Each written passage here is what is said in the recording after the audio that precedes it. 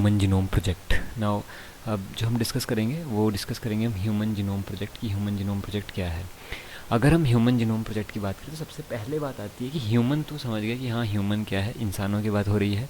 Next बात आती है व्हाट इज़ जीनोम।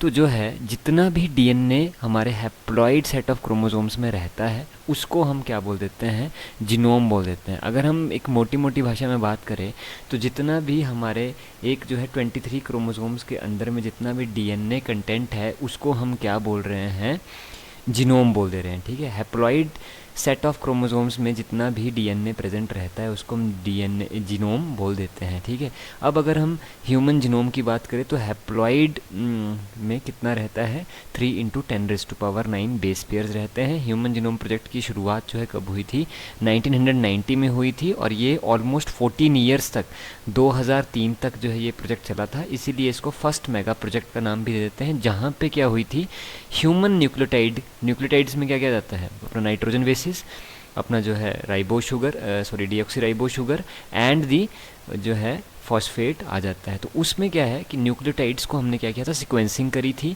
और हमने क्या करी थी, मैपिंग करी थी जितने भी जीन्स रहते हैं ह्यूमन के जीनोम में।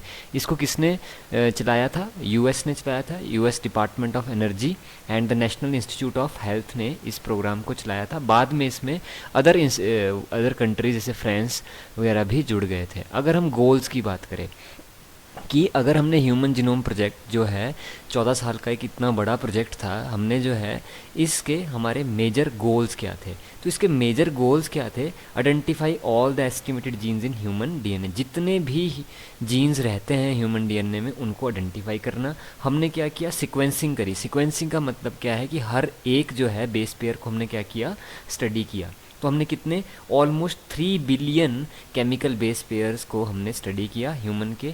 और जो है हमने जो वो इन्फॉर्मेशन हमको मिली उसको हमने कंप्यूटराइज्ड वे में डाटाबेसेस हमने उसके बनाए। ठीक है, हमने वेरियस टूल्स को इम्प्रूव किया डाटा एनालिसिस के, हमने ट्रांसफ़र किया रिलेटेड टेक्नोलॉजी अदर सेक्टर्स। हमने ये पता चल गया कि हाँ जी ह्यूमन का डीएनए में कितने बेस पेयर्स है, वो कैसे जुड़े हुए हैं। तो इससे हमको क्या हुआ कि अदर सेक्टर जैसे फार्माक्यूटिकल सेक्टर्स, जैसे कि हमारा मेडिसिनल सेक्टर, वहाँ पे हमने क्या किया, उसको ट्रांसफ़र किया। हमने बताया कि ये जो है बीमारी इस वजह से हो सकती है या इसमें ये रीजंस रह सकते हैं। तो इससे क्या हुआ कि हमने अदर टेक्नोलॉजीज़ को भी इससे बढ़ावा मिला और हमने वेरियस एथिकल, लीगल और सोशल इश्यूज़ को भी यहाँ पे एड्रेस करने की कोशिश करी। अगर हम इसमें मेथडोलॉजीज़ की बात करते हैं कि हमने क्या क्या मेथड इसमें यूज़ किए, तो हमने पहला मेथड जो किया वो क्या था, एक्सप्रेस्ड सीक्वेंस टैग्स, जिसको हम ESTs भी बोल देते हैं। एक्सप्रेस्ड सीक्वेंस टैग्स क्या है, जहाँ पे हम लोग सिर्फ और सिर्फ जो हमारे कोडिंग सीक्वेंसेस हैं उन्हीं को ही यूज़ करते हैं। जैसे कि हमने यहाँ एक्सॉन 1, एक्सॉन 2, एक्सॉन 3 इन्हीं की ही क्या किया, इन्हीं को ही स्टडी किया। मतलब कि जो डीएनए से एमआरएनए बनता है उन्हीं को ही हमने स्टडी किया। सिर्फ और सिर्फ हमने जो एक्सॉन्स होते हैं, मतलब जो कोडिंग इन्फॉर्मेशंस है, उन्हीं को ही हमने स्टडी किया। उसको हम क्या बोल देते हैं, एक्सप्रेस्ड सीक्वेंस टैग्स। दूसरा हमने क्या किया, सीक्वेंस एनोटेशन। यहाँ पे हमने सबको स्टडी किया, कोडिंग मतलब कि एक्सॉन्स और नॉन कोडिंग मतलब कि इंट्रॉन्स। एक्सॉन और इंट्रॉन्स दोनों को हमने स्टडी किया, उसको हम क्या बोल देते हैं, सीक्वेंस एनोटेशंस बोल देते हैं। क्लियर है बात? अब जो है नेक्स्ट बात आती है कि हमने क्या प्रोसीजर फॉलो किया इसमें। अगर हम प्रोसीजर की बात करें तो सबसे पहले हमने क्या किया, किसी भी एक ह्यूमन सेल से हमने क्या कर दिया, डीएनए निकाल दिया, isolate DNA from a cell. उसके बाद हमने क्या किया, इनको छोटे छोटे फ्रेगमेंट्स में कन्वर्ट इनटू रैंडम फ्रेगमेंट्स, छोटे छोटे सेगमेंट्स में इनको कन्वर्ट कर दिया। उसके बाद जो है हमने क्या किया, clone in a host using vectors for amplifications. हमने क्या किया, इसमें जनरली बायोटेक्नोलॉजी का इस्तेमाल किया और हमने इसकी मल्टीपल कॉपीज़ बनाई। मतलब जो हमको छोटा सा फ्रेगमेंट था डीएनए का, उसके हमने बहुत नंबर ऑफ फ्रेगमेंट्स बनाए by using the BAC and YAC। BAC क्या है, बैक्टीरियल आर्टिफिशियल क्रोमोसोम है, और YAC क्या है, ईस्ट आर्टिफिशियल क्रोमोसोम है। इनका यूज़ करके हमने एम्पलीफिकेशन की। एम्पलीफिकेशन का मतलब क्या है, बहुत सारी कॉपीज़ बनाना। जो हमको छोटा सा डीएनए मिला था उसकी हमने बहुत सारी कॉपीज़ बनाई। और जो है जो फ्रेगमेंट्स थे उनकी हमने क्या करी, सीक्वेंसिंग करी। जो हमने छोटे छोटे फ्रेगमेंट्स ये तोड़े हुए हैं यहाँ पे, इनकी क्या करी, सीक्वेंसिंग की। सीक्वेंसिंग का मतलब क्या है कि क्या क्या इसमें बेस पेयर्स है, कहाँ पे साइटोसिन है, कहाँ ग्वानिन है, कहाँ एडेनिन है, कहाँ थाइमिन है, उसको स्टडी किया। ठीक है, using the Frederick Sanger method, Frederick Sanger का मेथड का यूज़ करके। और जो है हमने क्या कर दिया, उसके बाद जितने भी सीक्वेंसेस हमको मिले उसको हमने क्या किया, अरेंज किया। उसके बाद जो है अरेंज करने के बाद में हमने उनको जो है कंप्यूटर प्रोग्राम का यूज़ करके अलाइन कर दिया, और हमको ये पता लग गया कि हाँ क्या क्या इसमें जो है डिफरेंसेस है। फॉर एग्जांपल एक का डीएनए में ये डिफरेंस है, दूसरे के डीएनए में ये डिफरेंस है। इस तरीके से हमने क्या कर दिया, उनको जो है कंप्यूटर में अरेंज भी कर दिया। अब जो है इस तरीके से हमने ये सारा काम किया। अब जो है सेंगर ने, जो फ्रेडरिक सेंगर था, इन्होंने डेवलप करी थी अमाइनो एसिड्स की सीक्वेंसिंग को भी इन्होंने डेवलप कर लिया था, ठीक है। अब जो है DNA is converted to random fragment as there are technical limitation in sequencing very long piece of DNA. जो हम बोल रहे हैं कि हमने रैंडम फ्रेगमेंट्स क्यों तोड़े थे, क्योंकि हमको पता है कि अराउंड 2.2 मीटर का हमारे पास में लॉन्ग डीएनए है, तो अगर हम उनको तोड़ते नहीं तो हमको बहुत ज़्यादा मुश्किल आती उसको स्टडी करने के लिए। इसीलिए हमने क्या किया, उसको छोटे छोटे फ्रेगमेंट्स में तोड़ दिया था। HGP was closely associated bio informatics. Bio informatics क्या है, जब हम कंप्यूटर साइंस और इंफॉर्मेशन टेक्नोलॉजी का यूज़ करते हैं बायोलॉजी में, उसको हम क्या बोल देते हैं, बायो इन्फॉर्मेटिक्स बोल देते हैं। इस तरीके से हम लोगों ने क्या देखा कि जो है out of 24 chromosomes 22 autosomes and X and Y chromosomes जो है हमने सीक्वेंस कर दिए थे। बट जो क्रोमोसोम नंबर 1 है उसको हमने सीक्वेंस किया मई 2006 में। सबसे लास्ट में हमने क्या किया था, क्रोमोसोम नंबर 1 को फाइंड किया था, या उसको सीक्वेंसिंग करी थी। सीक्वेंसिंग का मतलब क्या है, जितने भी बेस पेयर्स हैं उनको अरेंज करना, उनको पता लगाना कौन सा बेस पेयर्स कहाँ पे है, ठीक है। अब जो है जब नेक्स्ट बात आती है कि हम लोग जो है, जब हमने ये सब किया तो हमने यहाँ पे क्या किया, बहुत से, क्योंकि हमारा जो डीएनए है ना, वहाँ पे बहुत सारी रिपीटेटिव डीएनए सीक्वेंसेस है, मतलब कि बहुत ज़्यादा रिपीट कर रही है डीएनए सीक्वेंसेस, ठीक है। जैसे कि अगर हम एक देखें कि यहाँ से लेकर 10 नंबर तक क्या है, सेम डीएनए है, फिर 10 से 20 नंबर तक भी क्या है, सेम डीएनए है या सेम बेस पेयर्स है, उसको हम क्या बोल देते हैं, रिपीटेटिव डीएनए सीक्वेंसेस बोल देते हैं। अब जो है सबसे जो इम्पॉर्टेंट चीज़ है हमारे लिए वो क्या है, ह्यूमन जीनोम प्रोजेक्ट के सेलिएंट फीचर्स, कि क्या क्या हमें पता लगा ह्यूमन जीनोम प्रोजेक्ट के बाद।